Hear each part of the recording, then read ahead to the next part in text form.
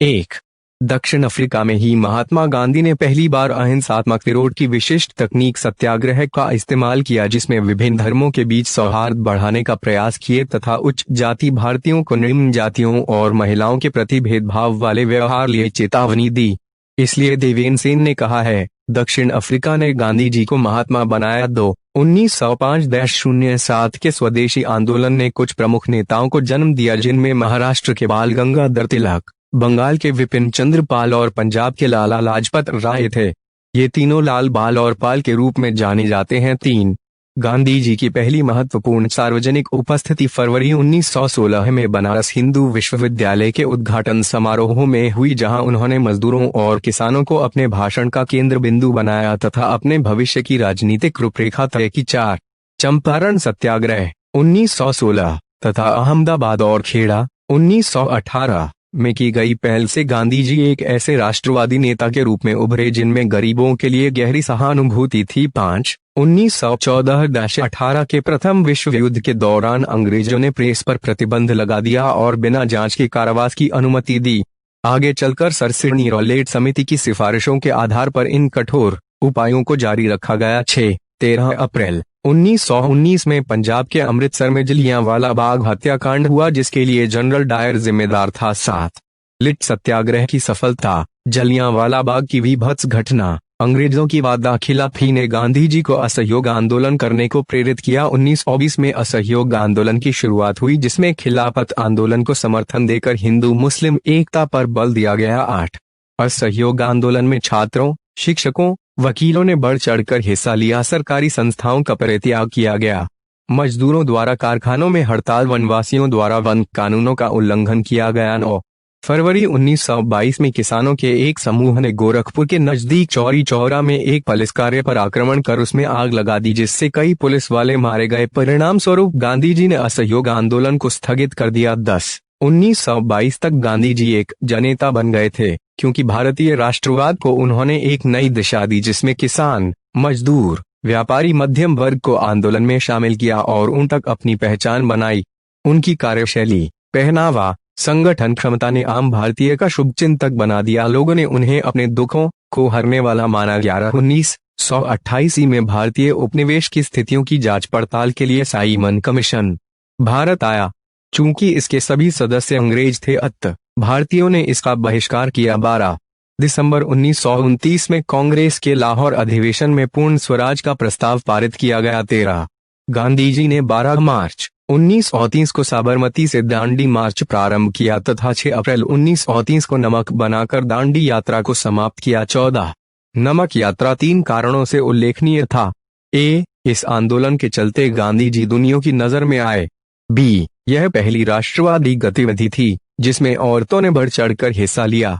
सी, अंग्रेजों को यह एहसास हुआ उनका राज्य बहुत दिनों तक नहीं टिकेगा। 15 गांधी इरविन समझौता 1931 में हुआ, जिसकी शर्तों में सविनय अवज्ञा आंदोलन वापस लेना, कैदियों की रिहाई तथा तटीय इलाकों में नमक उत्पादन की अनुमति शामिल थी। 16 भारत छोड़ो आंदोलन सही मायने में एक जन आंदोलन था।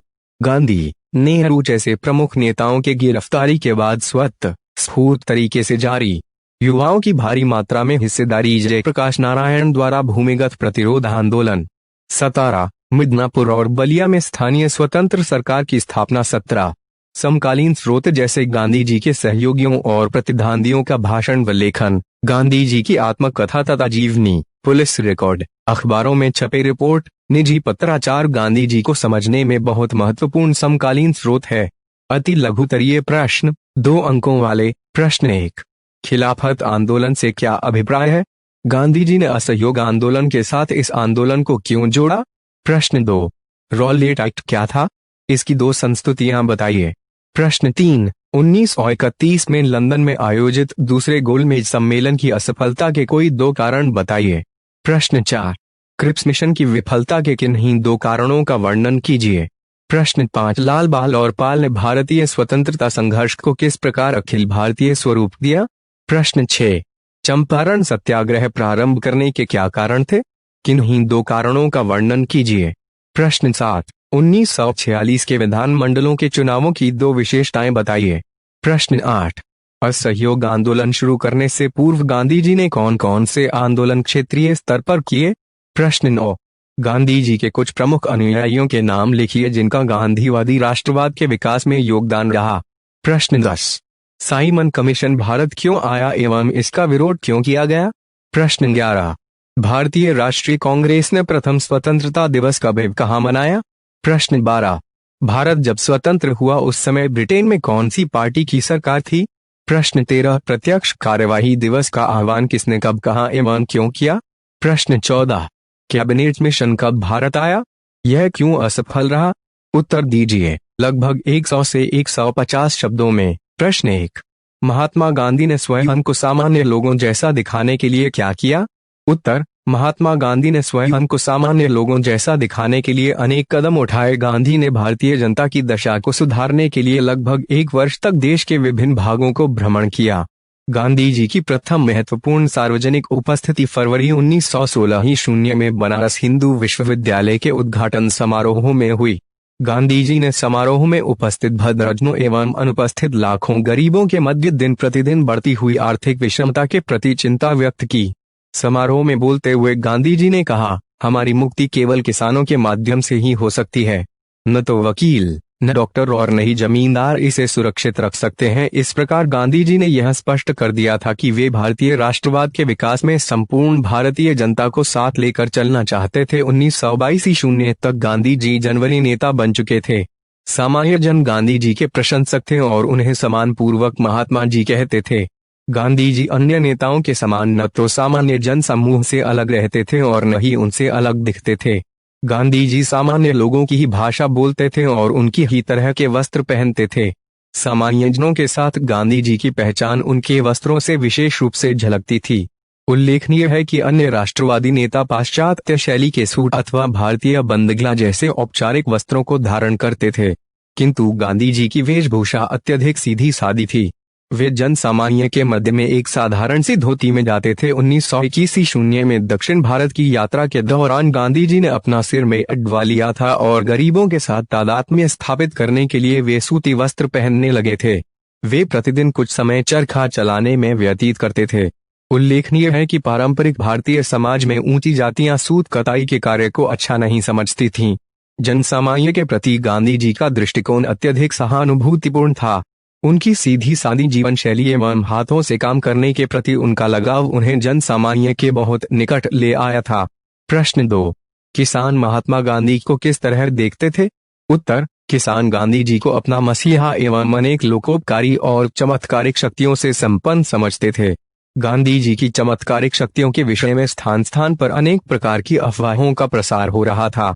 कुछ स्थानों पर जन सामान्य का यह विश्वास बन गया था कि राजा ने उन्हें किसानों के कष्टों को दूर करने तथा उनकी समस्याओं का समाधान करने के लिए भेजा है और उनके पास इतनी शक्ति थी कि वे सभी अधिकारियों के निर्देशों को अस्वीकृत कर सकते थे। कुछ अन्य स्थानों पर गांधी जी की शक्ति को अंग्रेज बादशाह से भी अधिक बताया गया और यह दावा किया गया कि उनके आगमन से अपनी वैश्विक शासक भयभीत होकर स्वतः ही भाग जाएंगे। इस प्रकार की अफवाहें भी जोर पकड़ने लगी कि किसी में भी गांधी जी का विरोध करने की शक्ति नहीं थी और उनका विरोध करने वालों को भयंकर परिणाम भुगतने पड़ते थे। अनेक ग्रामों में यह अफवाह थी कि गांधी जी की आलोचना करने वाले लोगों के घर रहस्यात्मक ढंग से गिर गए थे अथवा खेतों में खड़ी उनकी हरी भरी फसल बिना किसी कारण के ही नष्ट हो गई थी। भारतीय जनसंख्या के एक विशाल भाग का निर्माण करने वाले किसान गांधी जी की सात्विक जीवन शैली तथा उनके द्वारा ग्रहण किए गए धोती और चरखा जैसे प्रतीकों से अत्यधिक प्रभावित थे। किसानों में गांधी जी गांधी बाबा, गांधी महाराज अथवा महात्मा जैसे अनेक नामों से प्रसिद्ध थे। वे उन्हें अपना उद्धारक मानते थे और उनका विश्वास था कि गांधी जी ही उन्हें भू राजस्व की कठोर दरों तथा ब्रिटिश अधिकारियों की दमनात्मक गतिविधियों से बचा सकते हैं। वे उनकी मान मर्यादा के रक्षक हैं तथा उनकी स्वायत्तता उन्हें वापस दिलवा सकते हैं। प्रश्न 3। नमक कानून स्वतंत्रता संघर्ष का महत्वपूर्ण मुद्दा क्यों बन गया था? उत्तर। नमक एक बहुमूल्य राष्ट्रीय संपदा थी जिस पर औपनिवेशिक सरकार ने अपना एकाधिकार स्थापित कर लिया था। गांधी जी की दृष्टि में यह एकाधिकार एक प्रकार से चौतरफा अभिशाप था। यह जन सामान्य को एक महत्वपूर्ण सुलभ ग्राम उद्योग से ही वंचित नहीं कराता था अपितु प्रकृति द्वारा बहुतायत में उत्पादित संपदा का भी विनाश करता था। इसलिए गांधी जी ने औपनिवेशिक शासन के विरोध के लिए नमक का प्रतीक रूप में चुनाव किया और शीघ्र ही नमक कानून स्वतंत्रता संघर्ष का एक महत्वपूर्ण मुद्दा बन गया। इसके प्रमुख कारण इस प्रकार थे। हाय नमक कानून ब्रिटिश भारत के सर्वाधिक घृणित कानूनों में से एक था।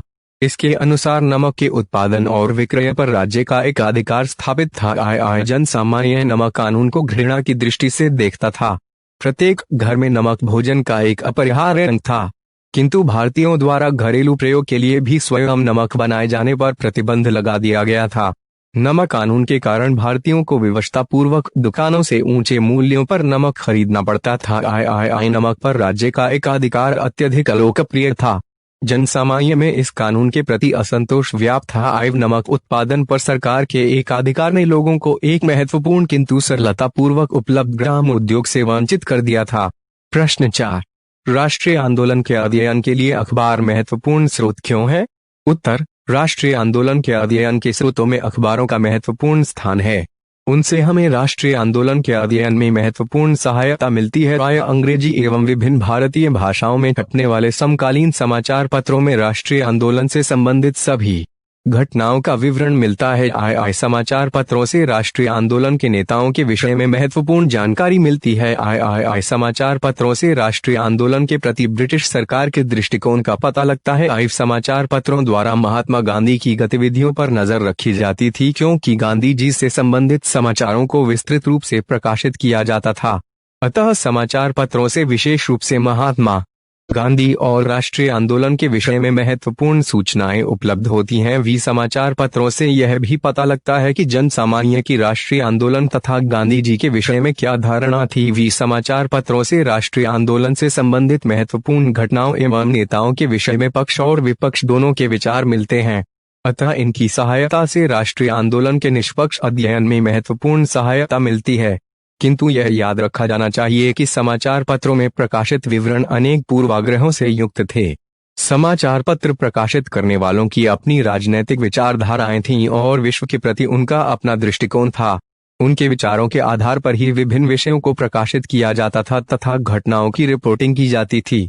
इसलिए लंदन से प्रकाशित होने वाले समाचार पत्रों के विवरण भारतीय राष्ट्रवादी समाचार पत्रों में छपने वाले विवरणों के समान नहीं हो सकते थे। प्रश्न 5, चरखे को राष्ट्रवाद का प्रतीक क्यों चुना गया? उत्तर, गांधी जी चरखे को एक आदर्श समाज के प्रतीक के रूप में देखते थे। वे प्रतिदिन अपना कुछ समय चरखा चलाने में व्यतीत करते थे। उनका विचार था कि चरखा गरीबों को पूरक आमदनी प्रदान करके उन्हें आर्थिक दृष्टि से स्वावलंबी बना सकता है। उन्होंने 13 नवंबर 1924 को यंग इंडिया में लिखा था, मेरी आपत्ति मशीन के प्रति सनक से है। यह सनक श्रम बचाने वाली मशीनरी के लिए है। ये तब तक श्रम बचाते रहेंगे जब तक कि हजारों लोग बिना काम के और भूख से मरने के लिए सड़कों पर न फेंक दिए जाएं। मैं मानव समुदाय के किसी एक हिस्से के लिए नहीं अपितु सभी के लिए समय और श्रम बचना चाहता हूँ। मैं धन का केंद्रीकरण कुछ ही लोगों के हाथों में नहीं अपितु सभी के हाथों में करना चाहता हूँ। गांधी जी ने 17 मार्च 1927 को यंग इंडिया में लिखा था, खदर मशीनरी को नष्ट नहीं करना चाहता अपितु यह इसके प्रयोग को नियमित करता है और इसके विकास को नियंत्रित करता है। यह मशीनरी का प्रयोग सर्वाधिक गरीब लोगों के लिए उनकी अपनी झोंपड़ियों में करता है। पहिया अपने आप में ही मशीनरी का एक उत्कृष्ट नमूना है। वास्तव में चरखे के साथ गांधी जी भारतीय राष्ट्रवाद की सर्वाधिक स्थायी पहचान बन गए थे। वे अन्य राष्ट्रवादियों को भी चरखा चलाने के लिए प्रोत्साहित करते थे।